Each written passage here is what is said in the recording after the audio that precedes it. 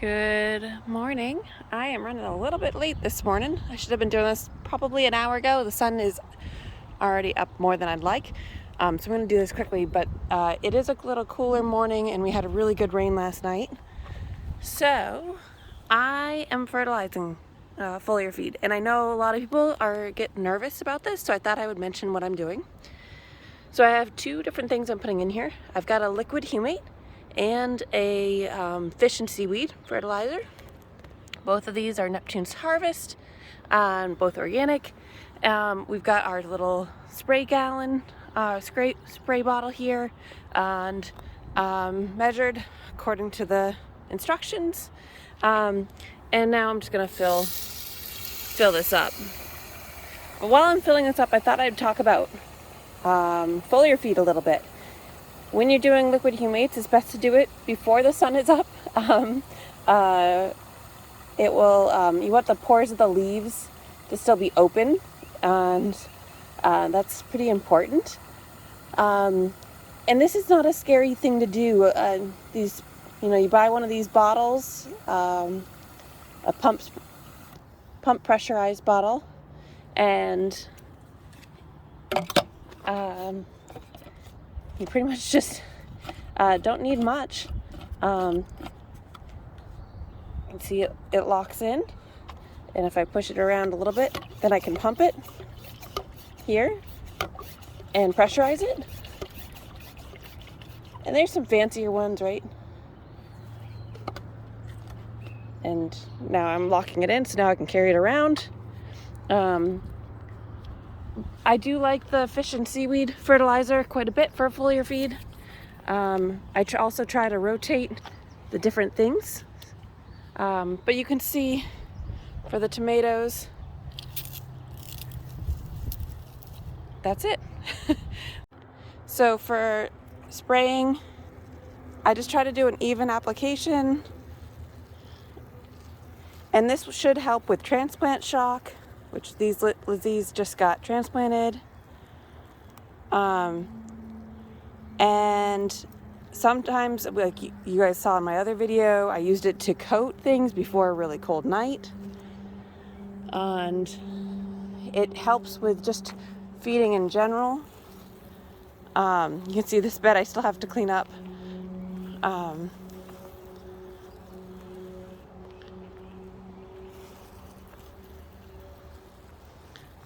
So there's not much to it.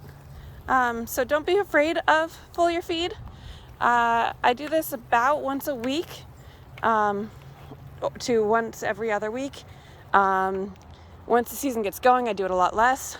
But there are certain applications you can add things like neem oil right in with your fertilizers. So you can make your own little concoction with multiple, which is something that I wasn't always aware of. And then I also do the granular mix of granular fertilizer, and I try to trade off weeks through the main parts of the season of when I'm doing what. Even though the granular is a slow release, it doesn't seem to need the foliar feed every week. There are some plants that would probably benefit from it. Looks like a couple more flowers got dug up. This is the cut flower bed that I'm testing out to try to do one bed for cut flowers. We'll see if I can make bouquets just out of this one bed.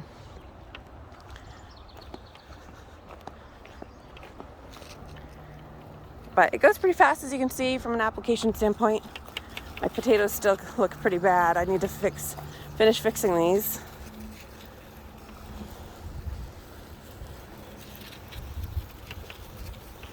There's really not much to this though, and fertilizing can really help grow your garden. For things like my bell peppers, I'm feeding those on a clockwork schedule. Instead of waiting for them to tell me they need something, I'm just automatically doing the granulars every other week. and I use the Down to Earth usually, and the Down to Earth is an OMRI organic rated. I won't spray the spinach because I'm eating that, right? And these radishes I'm not going to spray, and I'm not going to spray those because I'm going to harvest radishes this morning. And as a home gardener, backyard gardener type situation, I never did it growing up. My mom and dad never really fertilized.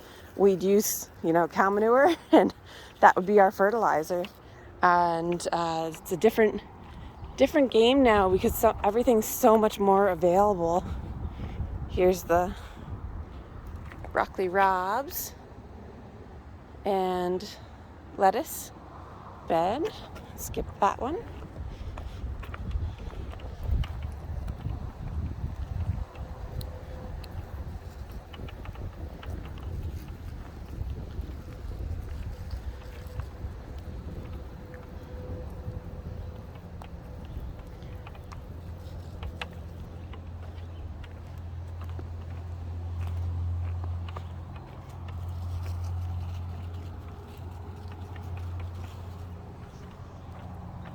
Come around here. I need to switch out some of these zinnias. I got the zinnias ready to transplant in. I just haven't gotten to it yet. Get those peas in the back. They probably don't need much of it. It looks like we're having some bugs. I'll have to look at those later.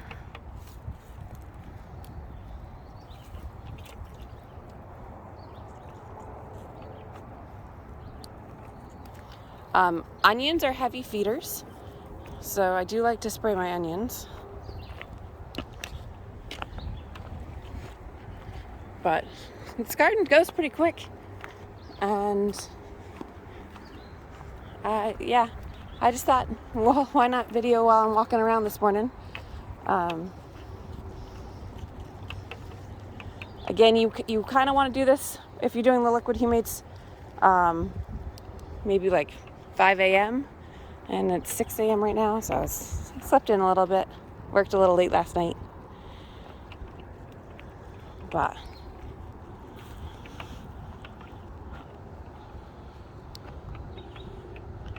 definitely works pretty good.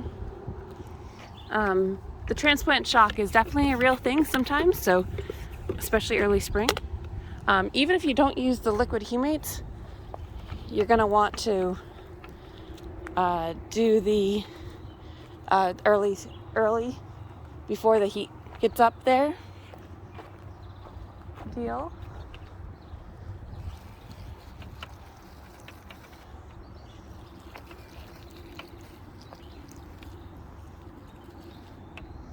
Got some snap cuttings that I'm trying to germinate, or root, I should say.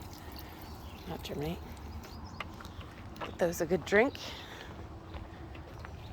So in here from last night, it was a really big windstorm and rainstorm come through, so I did move everything in. You can see all the tomatoes lining the back there. I will get to this area later, and we'll probably fertilize this tomorrow when it's easier to access. The other crop that's a heavy feeder is my garlic. So this gets the granular and the foliar spray. Of course, the wind's picking up until the scapes come. And as soon as you start seeing the scapes form, that's when I stop feeding these. Some of these are about waist high at the moment, so they're definitely really tall.